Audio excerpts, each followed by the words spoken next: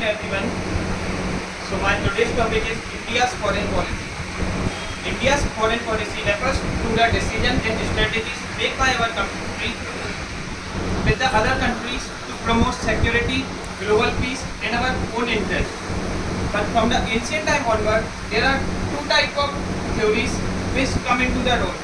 Number one is Chanakya theory in the Saptang theory by the Chanakya, in which there is no harm in capturing the other land for our development and welfare.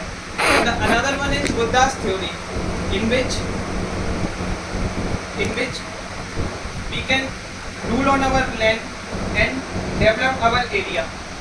But India follows the core principle of their own strategies. Number one is Panchasheel Agreement, which is given by Jawaharlal Nehru, which follow the 5 core principles, that is non-alignment, global peace, coexistence and many others. Also, India follows secondly the mutual alignment, in which India is a part of the Quad, including Japan, Australia and USA, and at the same time India is a part of the BRICS. So that's our foreign policy, that we can manage equal relationship with the rival countries. Thirdly, India follows the non-alignment policy, in which we cannot align with any major power, as we see in our past that during Cold War many countries, include with countries like Russia and USA, to follow their strategies.